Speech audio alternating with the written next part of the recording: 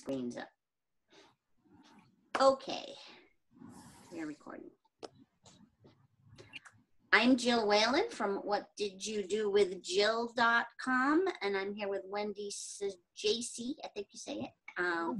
Today we're going to talk about how to support friends and family or others who have cancer. It's a big, bold topic, but we think it's an important one. And Wendi happens to have cancer, so she's I don't know if you would say an expert, but she's had to deal with this with other people talking to her and that sort of thing. And I've had to deal with it. Both of my parents have had cancer, and I've said things to my mother that didn't go over very well, and and it's sometimes an uncomfortable conversation for whatever reason it can be, for whatever reason it is. It doesn't need to be or necessarily should be. So that's kind of what we want to cover here today on this topic. So let's see. Why we want to do this? Well, I guess I sort of just talked about that already. Let me just introduce Wendi, and she can tell you her side of why we want to do this. Wendi, over to you. Hi, I'm Wendi Saggese, as Jill already said. And I have stage 4 cancer, and I have had a lot of situations where people have brought up to me, how do you talk to someone with cancer? How can you be helpful? I've been in cancer groups, where people write down a lot of the things that they've been told once they have been diagnosed with cancer. And sometimes the best intentioned people say things that are really not helpful. Innocently, that's what I want to say, innocently. Because it's not about making anybody wrong about what they do say, or it's also not about having a rule book about what to say and what not to say. It's more about what is the space you come to the conversation in. Like, what do you feel when somebody says, I have cancer? And that person's demeanor is variable, because I've had times where I've had cancer and, well, I mean, I still have cancer, but I've had times where I've been distraught about having cancer. And people come to me, and in my head as a cancer patient, I know that there's nothing that person could possibly say that's going to make me feel better. So what do they do? I've thought in my own head, like, what could this person possibly say to me that would be helpful? And I have a good example. Yesterday I was at my doctor's office. And there was this woman. I was in a very nice frame of mind. I wasn't upset or anything. I just was going for a visit. And even when they poked me 100 times to get blood, I was still in a really good frame of mind. But there was a woman waiting, and she was pissed. She'd been waiting 35 minutes, and she was just so angry. And then I stepped up and went before her. And I just thought in my head, like, oh my God, if I was her, I would be pissed too, if I was in that state of mind that she was in. And I totally understood, and I felt for her. And I had a conversation with a nurse after that. And I just explained to the nurse what it sometimes could feel like when you're in that state of mind and you have cancer. Like, you almost, I just pictured her as this woman that's like, God darn it, not even darn it, I just don't want to say a bad word, but I have cancer and these people are not helping me.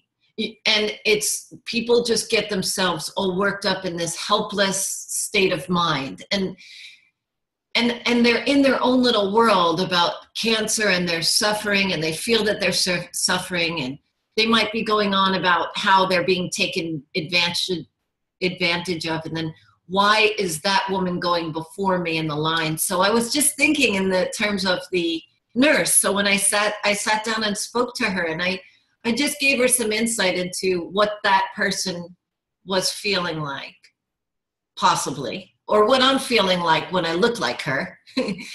and how they could remember to be more supportive and just kind of understand. And then she explained to me, well, we're nurses here, and, you know, we get overwhelmed too, because everybody's just a human being. And I know you have cancer, but, you know, you can't react like that. So it was just a lovely conversation. I thought she did very well with her. And there was another woman at the front desk that I thought did very well with her. And it just opened up a conversation. And it was really just interesting to watch that woman be all uptight and afraid and mad at everybody. And so let's talk about that a little more, because that brings up sort of the first topic I wanted to talk about, which is the role of thought in all of this. So it sounds like this particular woman was just, for whatever reason, having all kinds of thoughts about, you know, that she should be treated differently or things should go faster, right? I mean, is that pretty much all that was going on with her? Yeah, she's just, I know I've been there, and you're just in your own little world, in your own little thought, and you feel very alone. So I had so much compassion for her because I've been there. And it was nice to watch her and not be there. Like, you don't have to go into that horrible place that she might be visiting in order to be helpful. And maybe, Jill, sometimes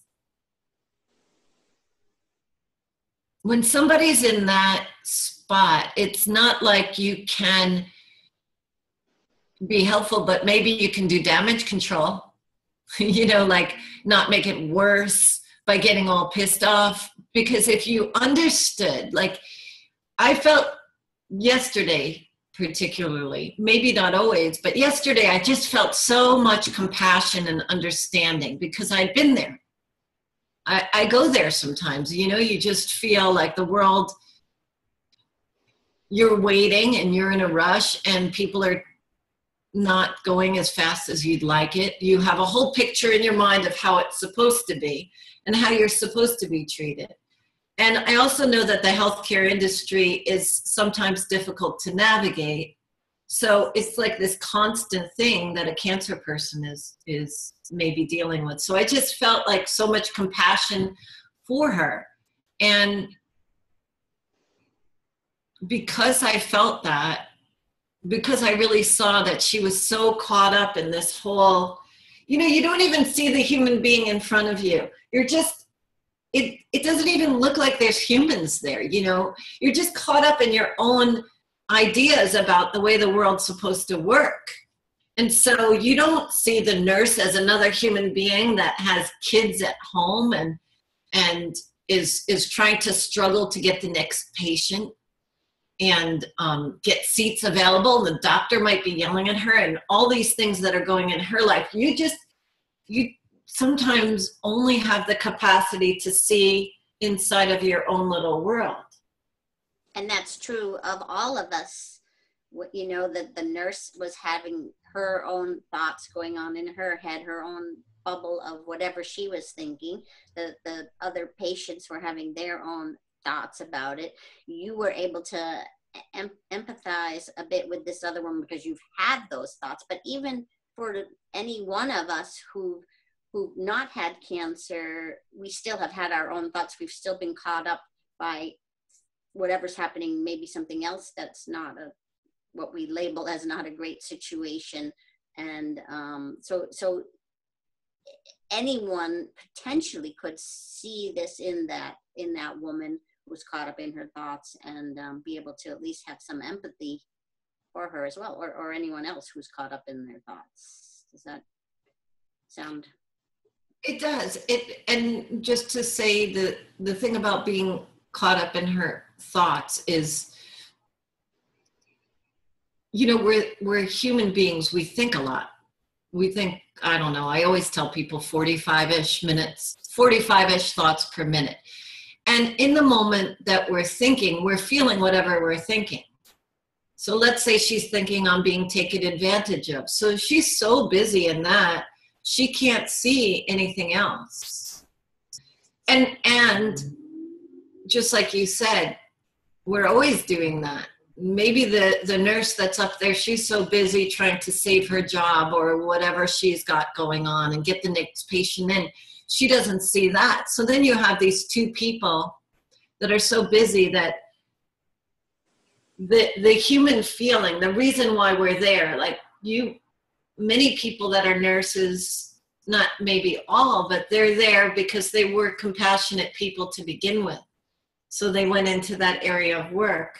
And then because they're so caught up and reacting to their own little inner world, and then that person is reacting. And so it's like one person, the reactions, then there's not really a lot of room for compassion when you're so busy in your own world. Because you're always feeling your world. It's so strange.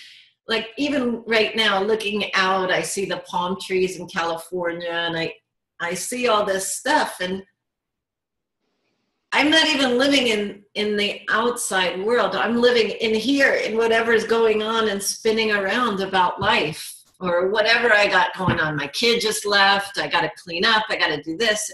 You know, I'm so busy. The more I could drop down out of that busyness, then I could see, oh, I'm talking to this beautiful woman, Jill. And we could just have a conversation. Even me in the conversation, I could get caught up, oh, am I saying the right thing? Is this helpful? Blah, blah, blah, blah, blah. And if I could just drop down out of the world of Wendi and into just, here's a human being and I'm a human being. Yeah.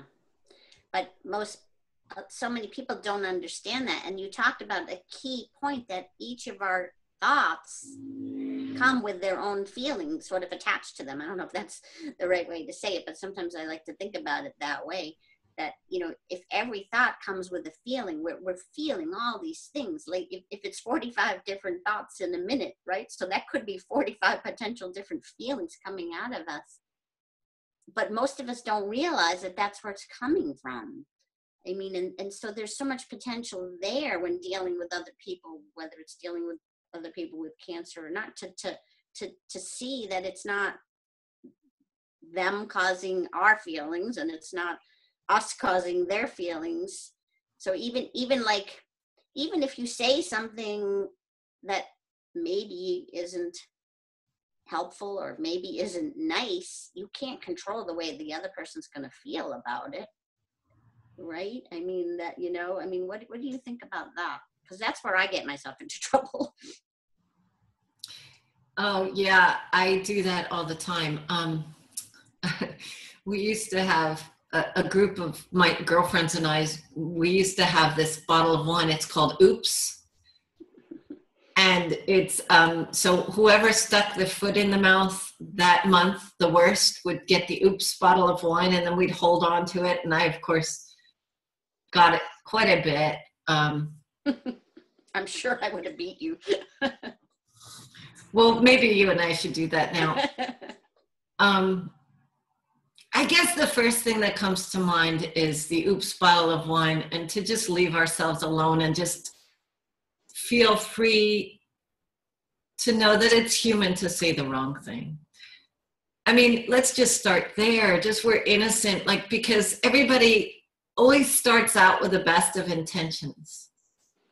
You know, we're in this conversation, you and I, it's about how to be helpful. And I don't know why I'm saying this, but there was a time, there's been different times with cancer where I felt like, when I was saying before, I realized that there's nothing this person can do to help me. Well, I remember thinking, what would I say to someone like me? Because I'm so distraught, there's nothing someone can do for me.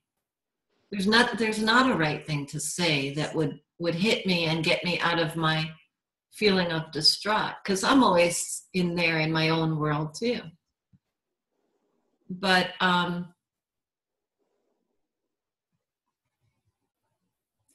when you settle down and you just could see, like when I could see that woman just so busy in her own world and suffering, I could settle down and more likely than not be present for her. Well, that's a buzzword, be present, but just be in a good feeling while she's carrying on doing her distraught dance. I don't have to go into that feeling. I don't have to react to her being all crazy, maybe. Yeah, so that's because I was going to say, you know, how does that help? But it helps. I think you just hit the nail on the head. It helps because you're not somebody else reacting to it.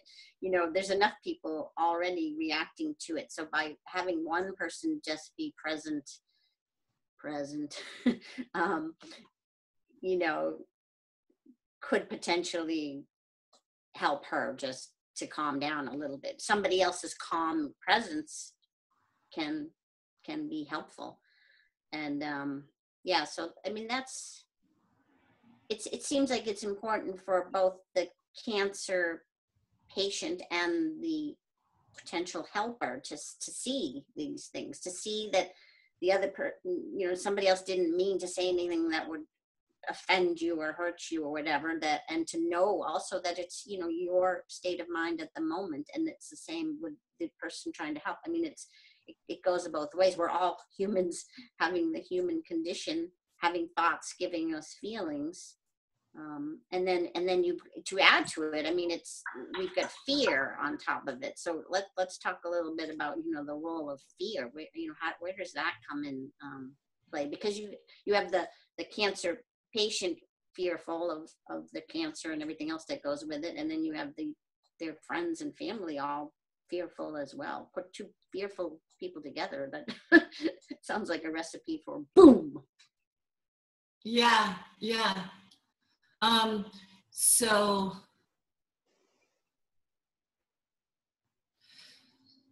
can you be specific, like about something that you might, you know, I don't know where to go.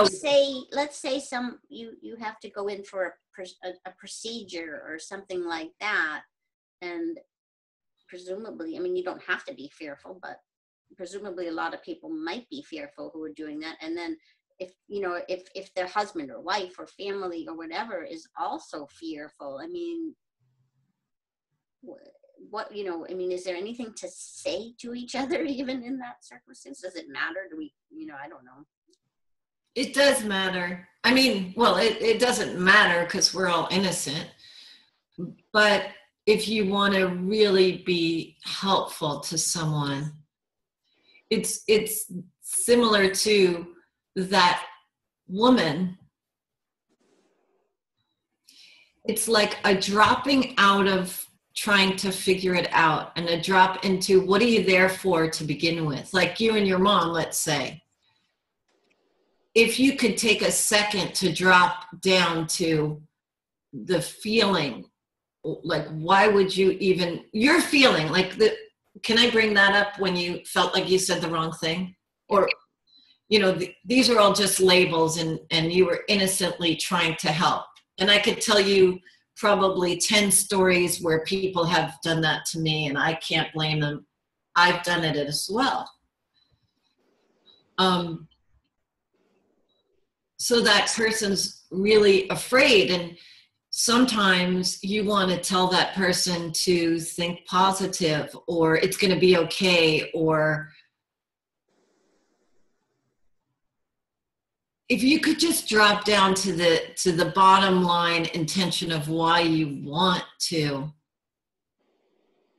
make them feel better to begin with, because you love them.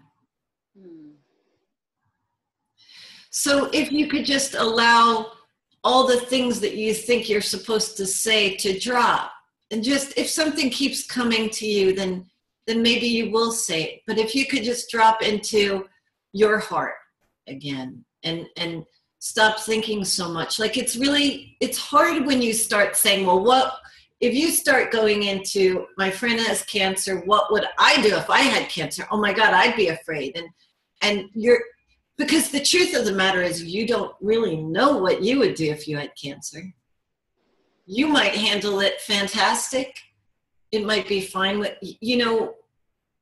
it's just one more of the many circumstances in life. And maybe you'd be scared, but you don't have to know where you would be with it to be there for another human being. Right. So, I mean, fear itself or anxiety or whatever is again more thinking. And so when we're in that state, chances are those are the times when we say something potentially stupid or whatever, because we're coming from that state of all kinds of thinking. So as you say, I think what you're saying when you're saying to drop down below that is to, and we can't change the fact that we're scared, but maybe just more knowing that that's all it is just scary thoughts coming in our heads. Maybe just knowing that and being able to say, all right, I'm not going to just listen to those. And that might help enable us to be more, just be with that person who is fearful themselves as well. Because like I said, two fearful people together is not helpful, usually. Well, yeah, I love the way that you break it down and get us really on target. I feel like the fear is even okay. It's the thinking about the fear. It's so if you feel fear and you have a lot of thinking, I don't know why this is coming up for me, but it's like having a dog on a leash. So here's the dog, and the dog is just, you're thinking, oh my God, am I going to say the wrong thing? And should I say this? And she's afraid. And what if I had cancer? And blah, blah, blah, blah, blah, blah, blah, blah, blah. It's just going to keep on doing this running documentary of what you're supposed to do. And so does the dog have you? Does the thoughts have you? So it's like on a leash? Or can you just pull it back a minute and just hear all that and not necessarily react out of all the thoughts that are going in your mind, and just sort of let yourself settle down? Because I know we talk about how you feel you're thinking. We talk a lot about this, you and I, about how you're not really living in the circumstance. Like, people think the circumstance makes them upset. Whenever they're upset, it just looks like the circumstance is making them upset. Me too. Me too. But what we're talking about here is that it's our thinking about the circumstance that makes us upset, right? So you and I have talked a lot about that.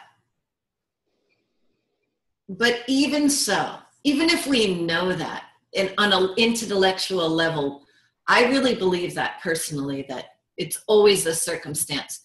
Get me in a closed elevator stuck, and I'm still going to think it's not my thinking, it's the elevator, because my thinking is so compelling, I will believe it in the moment.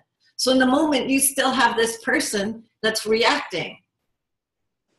So you can have compassion for that person reacting, but you also could be afraid in the elevator, and you don't have to say, oh, I'm afraid, I shouldn't be afraid. You don't have to listen to all that. You could just drop down into the feeling, I feel afraid, so what? Sue me. Right. So it's a question of noticing our own state of mind, really, noticing, because so many times we don't even realize that we're scared or fearful ourselves. We just have those feelings and don't realize it. But if we can just be aware, I mean, so much of it is just becoming more aware of our own state of mind. So if we can be aware that we are anxious, and as you say, then, okay, I'm anxious, drop, that's okay, I'm anxious. And then, it's that being somewhat comfortable with that uncomfortableness. We'll have a probably be easier to know how to just be with the other person more. If we just realize we're anxious, don't react from that place as much as we can. Yeah. It reminds me also, I think I've told this story before, but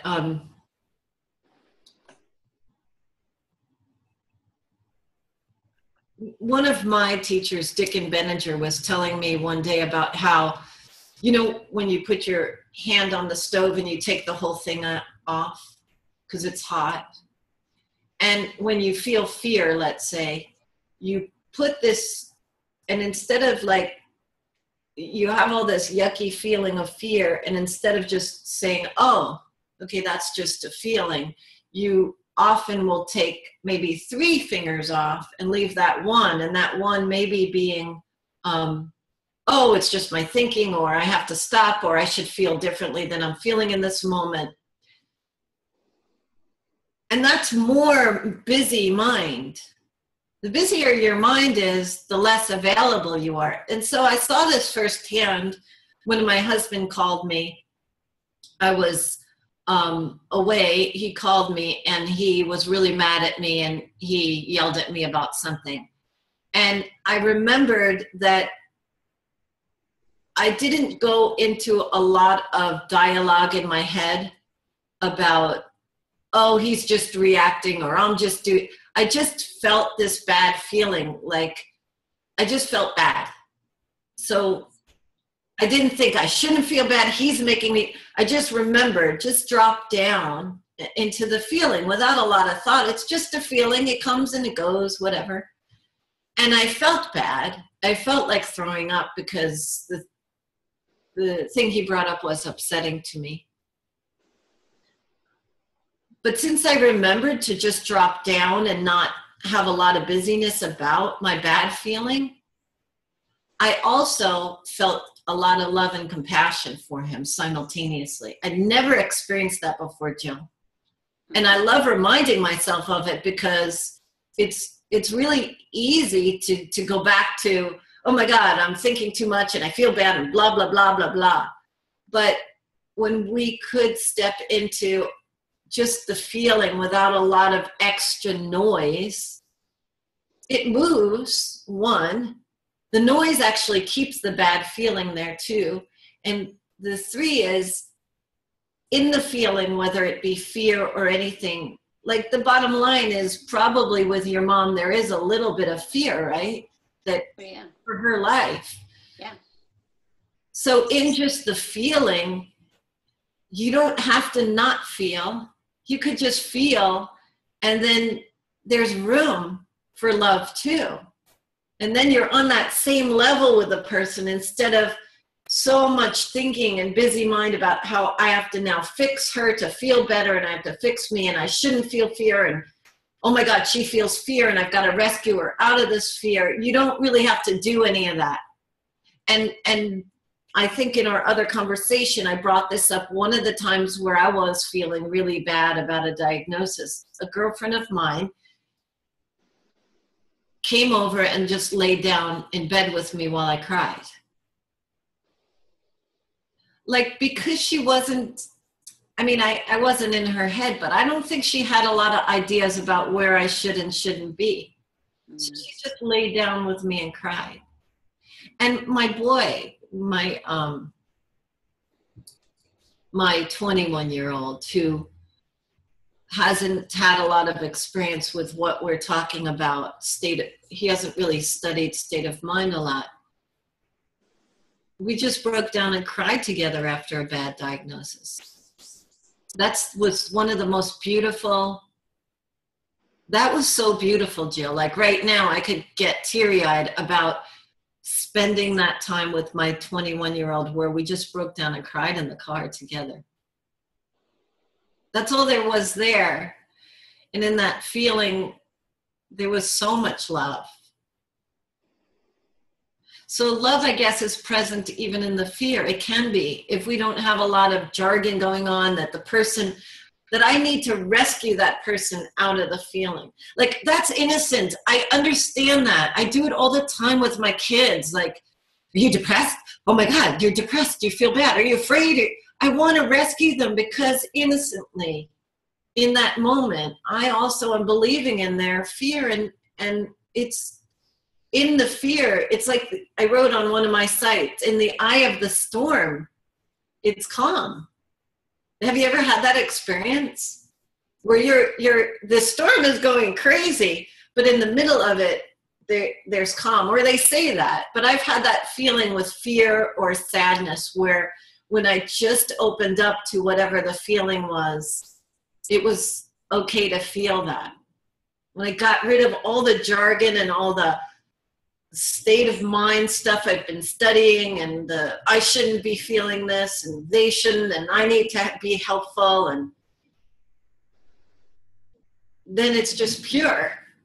You just hit the nail on the head of this whole thing. This is the answer. The answer, it sounds like to me, is that if you come in not thinking you have to rescue the other person, not thinking you have to make them feel better, not thinking anything like that, that's it right there, because that's what we do. That's exactly what we do. Somehow we oh no, what am I going to do? How, this is horrible. And, how can I make them feel better? That's what we do. But you're right. That's the answer to the question. Go in, not trying to save them, not trying to make them feel better. Just nothing. Just go in, be with them. And whatever comes up, comes up. Boom, we're done. You're so good at honing us down into this. I love this.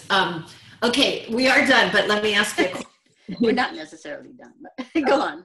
Well, but that was a great point. That's exactly it. It's so hard, and it's so hard not to. I do it on a daily basis. I mean, even though I've been studying this state of mind and how it's okay to have these feelings, my kid comes and they're upset, and my first knee-jerk reaction is to rescue them. I've been doing it so long. Or, Jill, personally, as soon as I have a bad feeling, my knee-jerk reaction is to fix my bad feeling.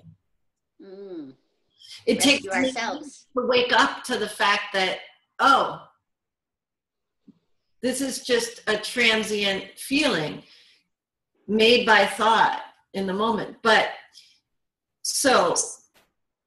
so let me ask you a question. Just to take a look at this. Why would you want to rescue your mom totally innocently and right where we are? Why would you want to rescue your mom from her bad feeling? Yeah, because you hate the thought of someone feeling bad. In my case, it was I was telling her how I was helping people solve their problems, supposedly. Not really help, I wasn't really solving them, they're solving them themselves. So she said something about solving, oh, can you solve my problem? I said, well, what is it? And she said, cancer. And I said, well, why is it necessarily a problem? And that was that was the bad thing, I guess. But I didn't, I was just saying, in my mind it was, well, how you look at it, but yeah, of course, I mean, in her mind, it's, and in most people's mind, it's a problem. But I was at the time seeing that all problems are the way we look at them. But so I was trying to help her, in a way, rescue her from her problem. So the content of what you said was just the content, but your feeling underneath was trying to rescue her from something, right? Yeah. And so, like, in the moment, first I got to preface this with if you take a look at why you want to do that, we all have maybe our individual content of why, and we could always ask ourselves a question, why do I specifically want to rescue her? And maybe just get an insight into the way that we operate. But in that sentence of you wanting to rescue her, there's a belief that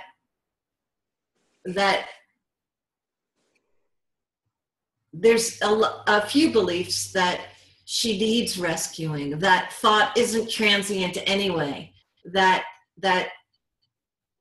suffering is really true, right? And innocently, because I do it daily. I told you, on a daily basis, when my kid is depressed or upset about something, I kind of want to point out, oh, honey, well, it's going to pass, or it's just your thinking, or whatever I say to him, it's my attempt to rescue him.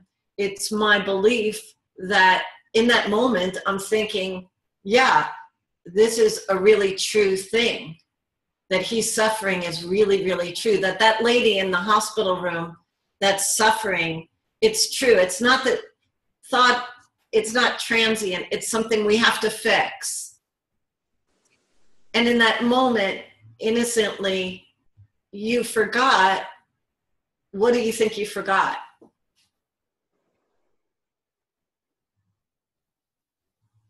I don't know. What are you thinking?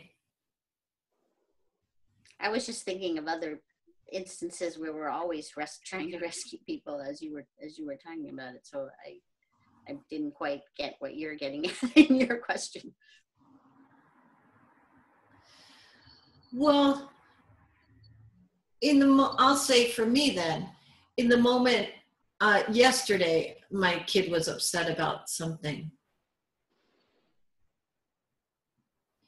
In the moment that I'm thinking that I have to fix him and rescue him out of his upset, I'm believing that that upset is real. So I'm really jumping in the pit with the kid. Yeah.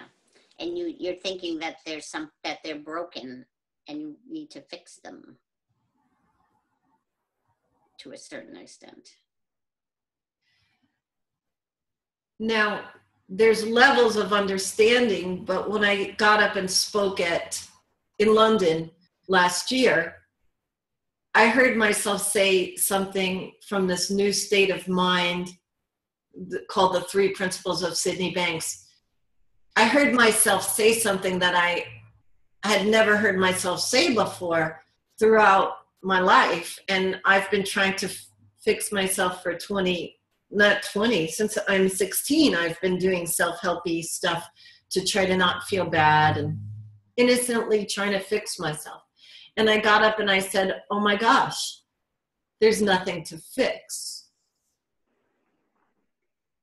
So in the moment that you're talking to your mom or I'm talking to my kid, in the moment that I forgot. And if I look back on yesterday when my kid was a little feeling down for a while, an hour later, he was okay. And the best practice is on ourselves. Because I'm sure for the next 24 hours of this day, I'll get upset and not upset, and something will happen, and I'll want to label my upset with something that I need to fix. And I could just watch and then drop down back again to, oh yeah, I'm feeling my thinking and there's nothing to fix, and it's okay to feel bad or it's okay to feel fear. Right. Because this is the other key is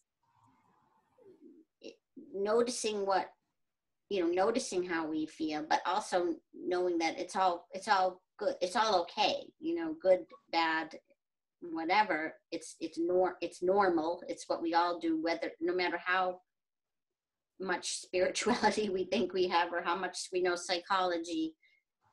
We're still gonna feel our thinking, and we're still gonna think that other people are causing our upset, and we're still gonna try to fix people, but being easier on ourselves when we do that. Because I mean, that's one thing I see. The more I talk to people, the more that's the cause of so much of their own stress and anxiety is especially people in this world beating themselves up because they should know better, and that they should know what to say, and they should know they don't need to fix people, and yet they do it anyway, and then they beat themselves up. But just being easier on ourselves overall, right? I mean, there's that we're so mean. We're so mean to ourselves. Yeah, I am pretty mean to myself a lot of the time. I think I should be further along. Like, that's another thing. George often talks about this, how half the problem is you think you should be further along than wherever you're at in the moment. And then Byron Katie is always talking about making friends with what is in the moment. So what is in the moment is I feel like fixing my kid. But if I drop down into the feeling, even in that, and I just watch myself feel like fixing my kid, and you know what's kind of cool about having teenagers, as you probably know if you look back, is they react to your trying to fix them very quickly. So it's like you get a your wake up call. Okay, obviously you're not really present, and somebody with cancer too is a great thermometer to you, because when you said that to your mom, she felt the bottom line feeling like that your stress over trying to fix her or whatever it was, because I'm not in your head, and she reacted to that. And those reactions you could look at, maybe we could, instead of being so mean to ourselves, maybe we could look at the reactions we get from people as a wake-up call to, oh, wait a second, Wendy, where were you trying to fix your kids? Mm. Or in talking to the person with cancer. So there's something there too in the when you are having a conversation. If it does start to go downhill or sour, there's your wake-up call. Okay, obviously I'm either trying to fix this person or save them or make them feel better or whatever. So yeah, using their reactions to maybe have a better sense of a different way of being with them, or that you are being overly whatever, that you're caught up in your own head, and again, not beating yourself up over it, but just noticing it and maybe trying a different way to be. It is always innocent. We're just human beings, stumbling around our way through life, trying to be helpful. Like, our bottom line intention in being with a person with cancer or being in the helping profession is to help. And we can use those reactions to take a look at, where am I caught up innocently? Where am I innocently? Oh, right. I thought I needed to fix the kid. I thought I needed to help my mom see cancer in a positive way. Or when I heard the word cancer, I went into, oh crap, I'm scared of cancer. What would I do? How would I deal with it? What about this or that? And we don't even necessarily have to know that to be there for another human being. Like I said, my girlfriend laid down on the bed with me while I cried. And that presence, without trying to fix, was so nice for me. My kid, he felt fear. I felt fear, and we just cried, where before we would have been like holding back, not of feeling the fear of showing each other that we felt fear. Yeah. Afraid of, like, he'd be afraid to say anything that made me feel worse, and I'd blah, blah, blah, blah. I mean, we could go on and on into the cycle of that, but I think even working with Dickon, he once said to me, you want your kids to feel everything freely. You don't want it to always just be, it's just not possible. It's not up for grabs to always feel good. And maybe it is on some level to not choose to be unhappy about things. I mean, I do think that that's somewhere as a possibility. But only within yourself. Like the problems arise when we're trying to control everybody else's feelings.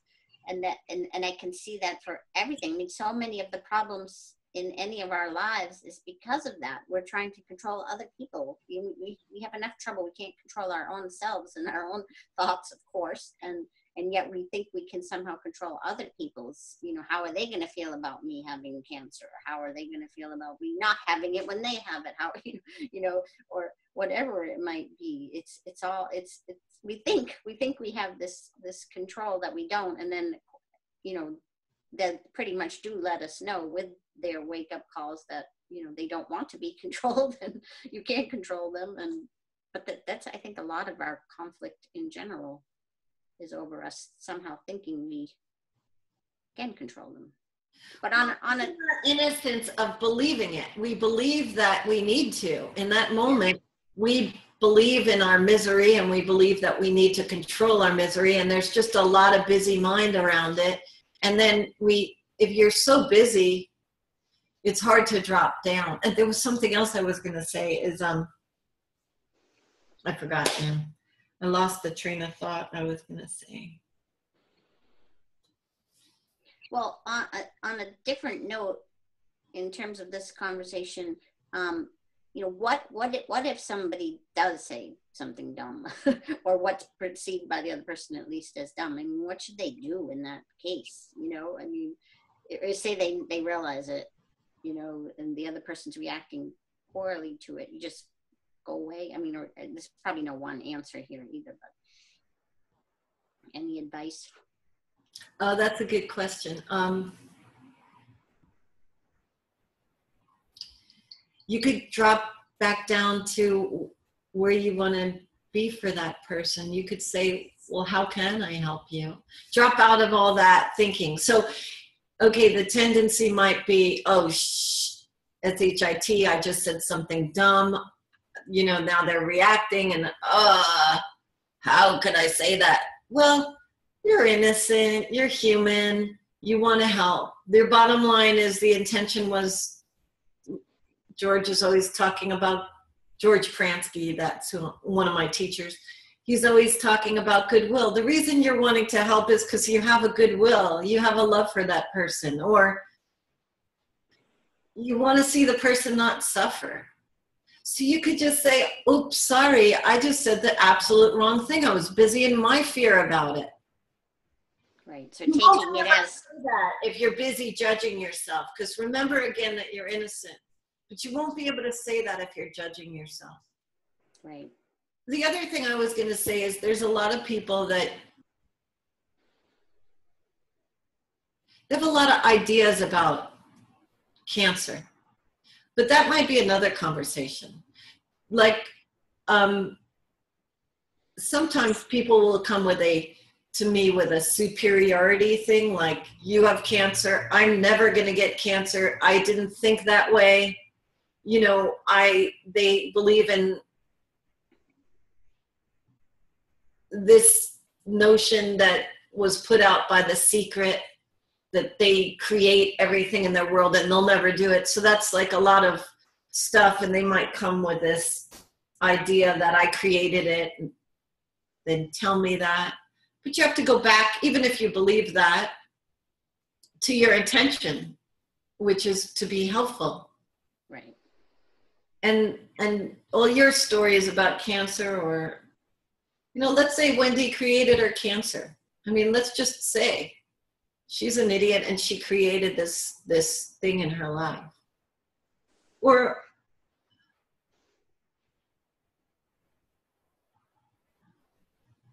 you could have all that jargon going on and just let it settle down. Drop back down to that place of just being with another human being. Let's say it's just like being with my kid. It's like he's creating his upset because he's in his thinking, but he can't do any better in the moment. Neither can I when I'm upset. So suspending our own beliefs in the moment, because again, it's our own reality. I mean, our beliefs aren't always right. We believe that all our thoughts are truth because they're our thoughts, and everybody else's sounds ridiculous to us if they don't agree with ours. Like I always compare it to, like, it's so it's hard to imagine if you like, say, chocolate ice cream and you don't like vanilla. Like, it's just really hard to fathom how someone could like vanilla more than chocolate. To me, it just doesn't even make any sense. So imagine that on a bigger scale. If you think someone creates their cancer or whatever it is, it makes no sense to hear the other things. So we really have to remember that this is just our beliefs that we've created.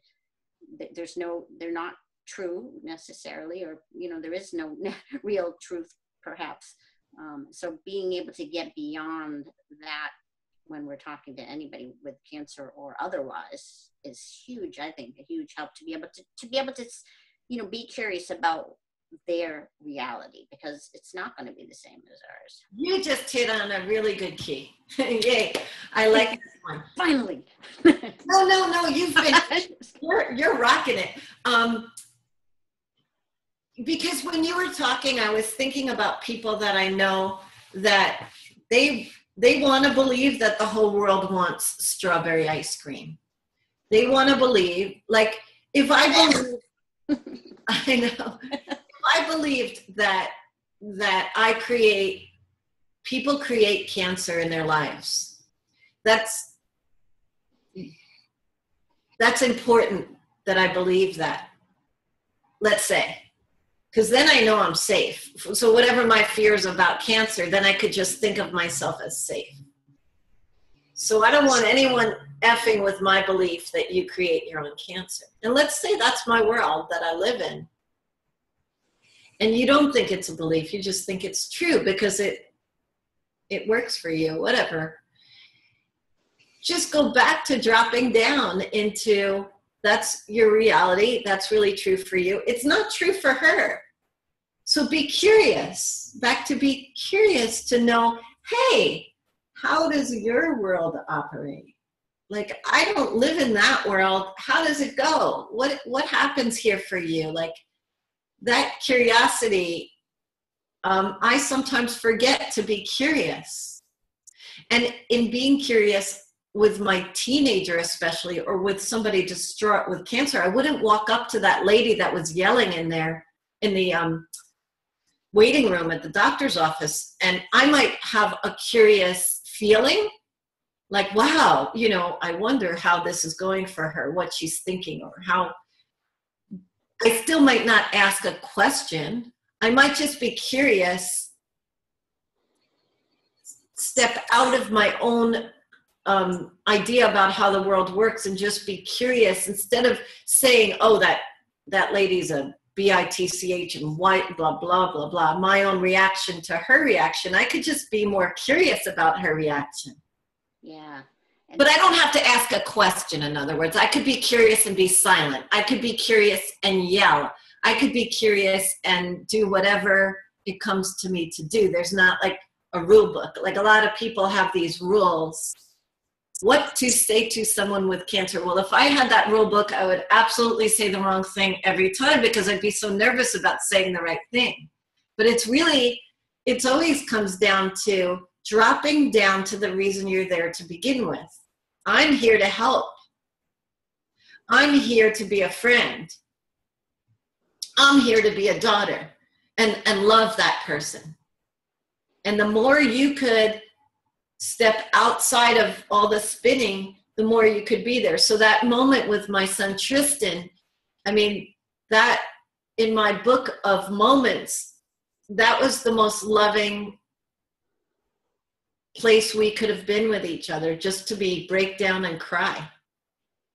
Because it wasn't a lot of thinking, it just was the pure, raw emotion.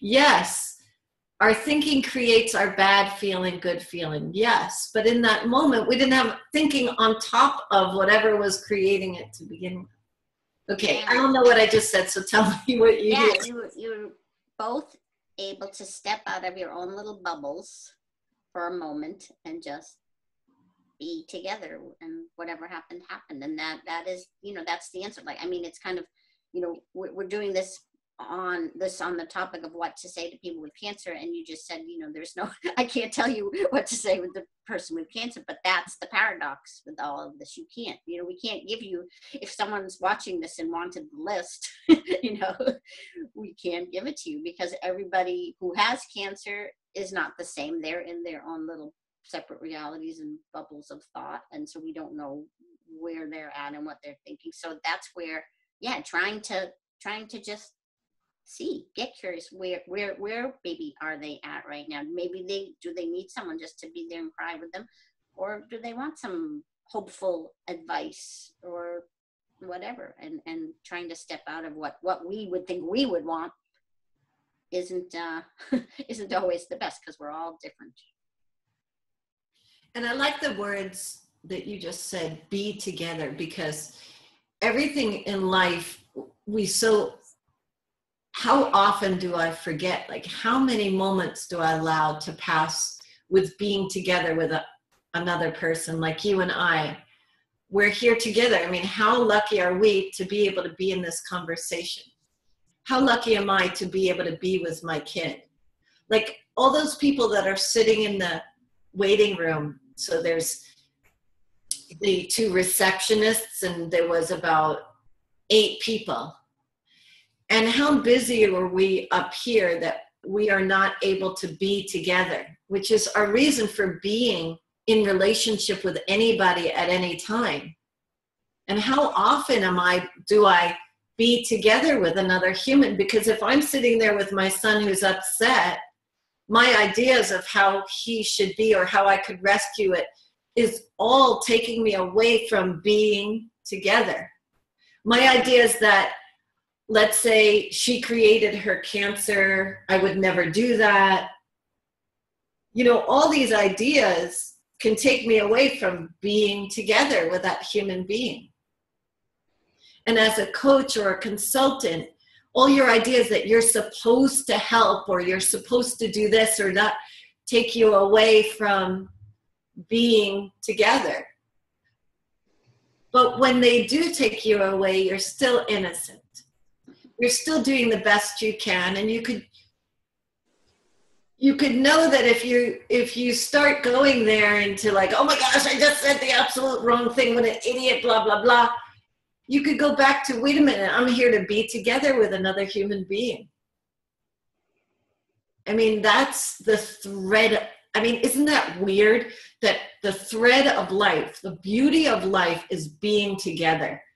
And how I could probably count on my hand the amount of times in the last week that I feel like those words, that I was together with another human being, just with them, pure with them. Mm-hmm.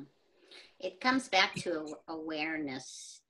And sadly, so many people just aren't aware of that. Like we're just so busy doing our thing. We miss that connection with other people. We don't even know better. I mean, I spent 50 years of my life being unaware and just walking around like a zombie, being dragged around by my conditioning and my programming and not having a clue. I'm so glad to be semi-awake, and I'm certainly not awakened person, but I'm more awake. I can see what's going on, and I can see sometimes that I'm not being present with people and not being connected, and what a waste. Like you say, I'm gonna, I wish I was awake earlier, but I'm glad I am now. I mean, hopefully people watching this too can see if maybe they can become a little bit more awake. It's just being aware of other things besides what's going on in our own heads. That's kind of the bottom line. Aware of other things besides what's going on in our own heads. Yeah, because we're so in there. The thing that everybody could relate to is, throughout our lives, we could probably point out the times where you woke up and you were just together with a human being, like anyone that felt like they were in love, and not so much on their minds, like myself. And that's so nice to see, is that for me, as well as anybody, is that when my son and I were together and we just both felt fearful together. We were just together though. Although I remember that moment. I don't remember the moments of him trying to make me be positive or me trying to hide, like, because I did that with cancer a lot and probably still do. You know, I try to hide my feelings from my kid, or what's really going on with my health. With the 21-year-old, he was so afraid that I thought I had to hide it. And I learned that I didn't. I'm learning that more and more on a daily basis, that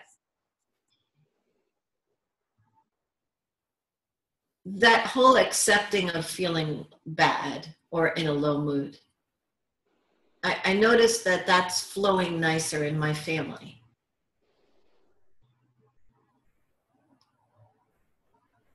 Yeah. The other thing, Jill, is that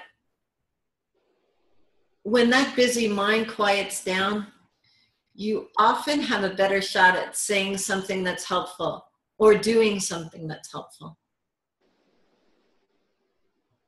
Right. That's kind of your only chance in a way. Just, well, and not even necessarily. You can still be caught up, but just knowing that that's what's going on and putting it to the side or whatever, trying not to listen to it.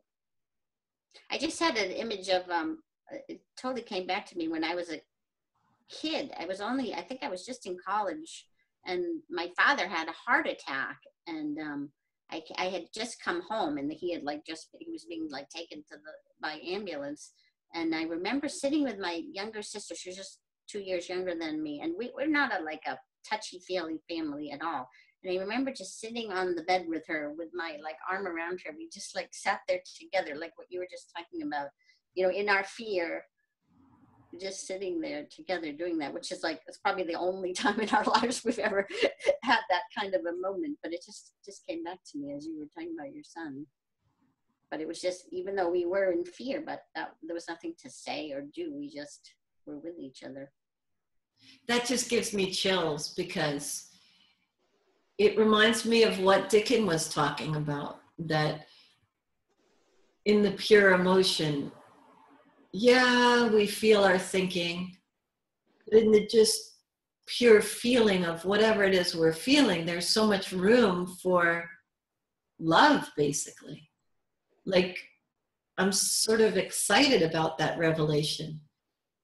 I'm excited to see more of that every day in my life. Yeah, it's like you're living in a freaking closet. Wake up and see the sunshine. I can't wait when my son comes home today, just to remember you don't have to freaking micromanage your feelings. Oh my gosh, you don't have to micromanage feeling bad. If we know that, if you and I get more hip to that, every day we get more hip to that, the more we're going to be able to be there for people. But see, in us trying to rescue and fix them, it's like we're trying to micromanage them. Well, we get to practice on us, because how often my first thing is micromanage it. Don't feel bad. You just felt good. Why are you feeling bad? Stop it. Something's wrong with you. That's my first knee-jerk thing. And to just even drop out of that knee-jerk reaction and remember, oh, pure feeling isn't that bad. It's the eye of the storm. Yeah, and right, because you can still, I used to think, from when I listened to some of this stuff, that, we have to get beyond these feelings of fear and settle down in order to feel better. But I've seen since then that it doesn't matter. You can still, it's still there underneath the fear, the peaceful feeling. And so you can be, and I've had an experience where I was totally caught up in my head. I was mad and angry 1 second, and then in the next second I just read something or whatever, and poof, it just disappeared, and I was in this state of unconditional love. I mean, from one extreme to the next. So you don't have to settle your mind or even do anything. It can just happen on its own, which is amazing too. So it's like you say, it's not micromanaging. You can't micromanage your experience, and you don't have to. I think that the thing that keeps, well, I want to back up when I said it's not that bad, because I'm not sure if that's true. I mean, there have been times where it felt bad. You know, whatever I was thinking about a circumstance or in my life, it just felt bad. Yeah, it can feel horrible. But the more I just drop into that without a lot of intellectualizing what it means that I'm feeling bad, that's when it could go from one bad feeling to a beautiful feeling, because you're not intellectualizing and trying to understand it and figure it out, and that whole idea of analyzing it and feeling bad about feeling bad, basically, which is a whole nother talk, because that's a huge talk for me, because I've done so much of that. But that is so much of all of this. What we're talking about is, you know, if you can I mean, and then it gets more loose. If you can, we're giving them another doing. Stop feeling bad about feeling bad. Now we're going to feel bad about feeling bad about feeling bad. But just remember that there's peace under it all. However we feel is how we feel. It's all good. We're humans. We're going to feel. We're going to make mistakes. We're going to try to control ourselves and other people. But it's all part of being alive, and I think the most important thing is try to just enjoy as much of it as we can while we can, because whatever our experience is, it's short. This whole life is a tiny little game, you know, that goes by fast. Be aware. Don't be a robot.